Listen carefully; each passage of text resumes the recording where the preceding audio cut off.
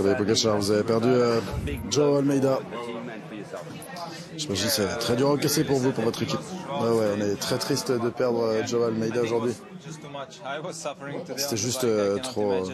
moi j'ai souffert aujourd'hui sur le vélo, donc j'imagine même pas pour lui, avec toute la douleur qu'il avait. Ça allait tellement vite toute la journée. Ça devait être tellement douloureux pour lui. Et ce qu'il a montré ces 2 derniers jours, il n'a rien lâché. Parce qu'il voulait vraiment continuer. Mais la souffrance était là. J'ai beaucoup de respect pour lui. Je suis très reconnaissant d'avoir pu courir avec lui cette première semaine. Je lui souhaite vraiment... je lui souhaite un très bon établissement. Et j'ai vraiment hâte de le revoir, de le retrouver sur les prochaines courses parce que je suis sûr qu'il va revenir encore plus fort.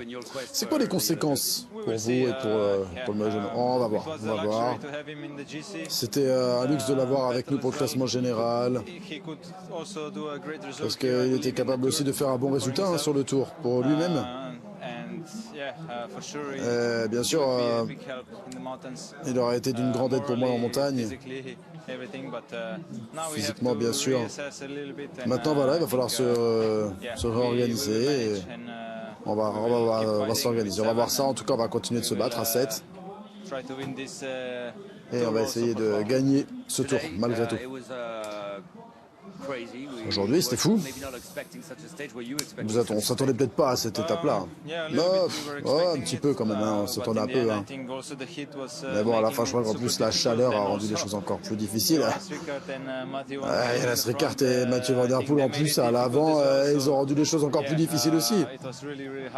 C'était une journée vraiment très difficile. Et pour une étape plate, c'était difficile. Et demain, c'est une étape de moyenne montagne. Ce sera très très dur et très important également demain. Vous avez envie de rendre les choses encore plus dures très tôt demain? On verra. Maintenant, on n'a plus de Joao. On va suivre, on va voir demain. C'est une grande journée en France demain. Et je sais qu'il y aura beaucoup de coureurs français à l'attaque demain. Ce sera difficile à contrôler dès le départ. Et on verra si on va pour l'étape. On en avait parlé avec Jonas. On voulait y aller aujourd'hui. Son rêve était d'être sur le podium du Tour de France. Et moi, j'étais content de l'aider à essayer d'avoir le prix de la combativité. Donc, j'espère qu'il l'a eu. C'est confirmé, il sera sur le podium. Je suis vraiment content. C'était l'un de ses rêves. On était vraiment proches. On a tout donné. C'était une journée très difficile. Les routes n'étaient pas vraiment faites pour aider 2 coureurs à l'avant. Et surtout avec le vent qui a poussé les équipes des coureurs du général à rouler devant. C'est dur de ne pas avoir été capable d'aller jusqu'au bout. Mais je pense qu'on a proposé un bon spectacle aujourd'hui. C'était un très bon spectacle. Était-ce aussi pour prendre des points ou juste pour échapper? Non, comme je l'ai déjà dit, je ne cours pas pour le maillot vert. C'était uniquement pour l'échapper. On savait qu'il y avait une probabilité pour que ça revienne sur nous. On a souffert, mais on a également profité de tout cela. On verra sur la route de l'étape. Jonas, on vient de parler avec Mathieu. Il disait que l'un des buts de l'échappée était de vous aider à monter sur le podium. Vous êtes le plus combatif, donc vous y serez. Et quel travail pour y parvenir. Oui, je pense que je vais rentrer à la maison demain. Mon tour est fini.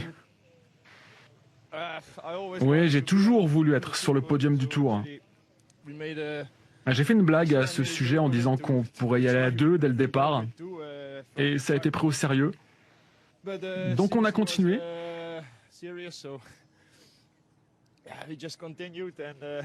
Et j'étais en train de mourir à petit feu. On a essayé, c'est vraiment dommage de ne pas avoir réussi. De quoi avez-vous parlé? Avez-vous beaucoup communiqué ou juste roulé à 2? Non, on n'a pas parlé. Juste à la fin, je lui ai dit que j'étais cuit et il m'a répondu qu'on avait besoin l'un de l'autre. Mais oui, j'ai fini complètement vidé.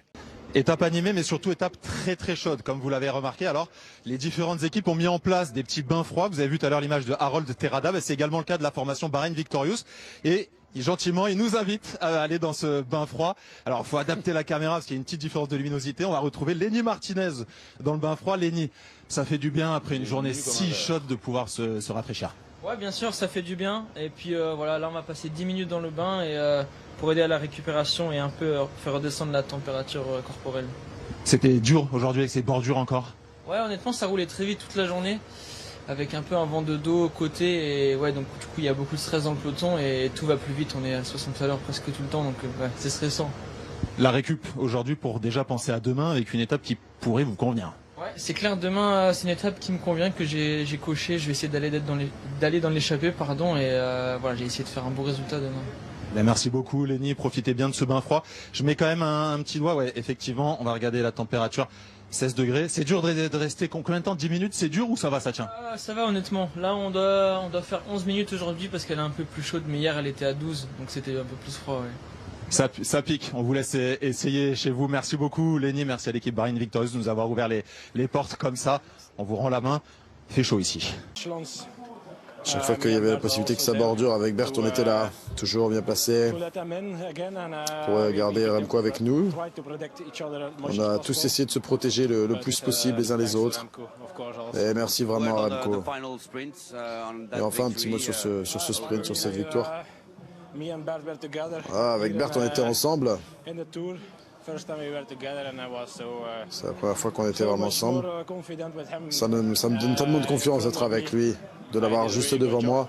Il a fait un super boulot. À un moment donné, je crois que j'ai réussi à revenir à 200 mètres de l'arrivée, je sais pas trop. Je me suis dit, bon, il fallait y aller, de toute façon c'était perdu. Et je gagne ma deuxième victoire ici sur ce Tour 2025. Il y a plus de satisfaction ou plus de regrets après cette 5e place? Non, c'est ce que je disais, quand même plus de satisfaction parce qu'on casse cette petite spirale négative qu'on avait depuis la chute avec la crevaison aussi hier.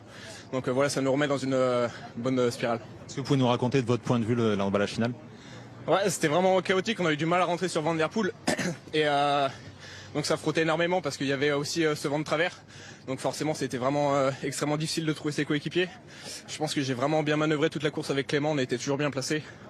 Jamais piégé dans les bordures ou quoi, donc ça c'était incroyable. Et puis ensuite je l'ai retrouvé à 4 bornes de l'arrivée je pense avant de rentrer dans la ville.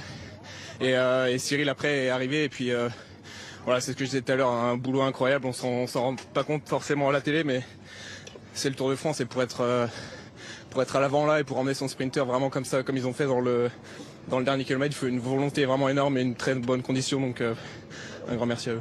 Et après cette dernière ligne droite interminable, 1,6 km, ça s'est joué à la puissance?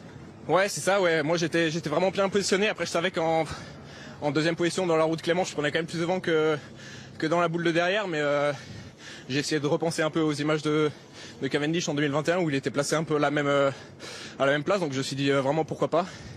Et ensuite il y a eu une vague qui est remontée sur la droite, j'ai su qu'il fallait y aller et j'ai dû un petit peu arrêter de pédaler à un moment donné pour éviter un mec.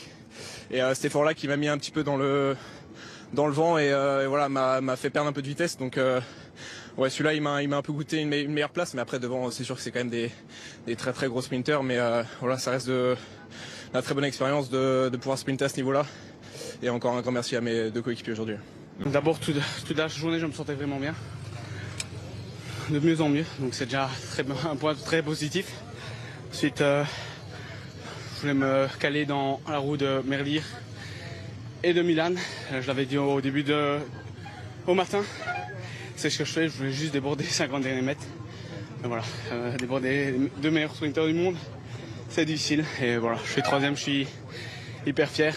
Aussi de travailler toute l'équipe, c'était toute la journée, j'étais toujours très bien mis et voilà, c'est pas la victoire mais c'est encore mieux qu'hier et les sensations aussi étaient mieux, donc c'est des points très positifs.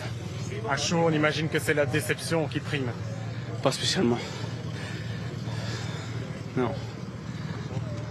Vous avez aussi essayé dans les bordures de créer quelque chose. Vous avez vraiment envie de provoquer une course un peu difficile aujourd'hui? Pas spécialement, mais on sait que c'est toujours plus facile de tourner avec la bordure que subir. Et voilà. Au final, il n'y a rien eu, mais voilà, j'étais content d'être devant. On a quand même sauvé beaucoup d'énergie. Le tour est définitivement débloqué pour vous. Il s'est passé quelque chose, là, on a l'impression. Hein. Ouais, franchement. Mais mentalement, c'est sûr. Mais dans les sensations aussi, c'est fou comment les jambes fonctionnent bien pour l'instant. On peut dire que c'est votre meilleur sprint de la saison? Bien sûr, j'en ai pas fait beaucoup.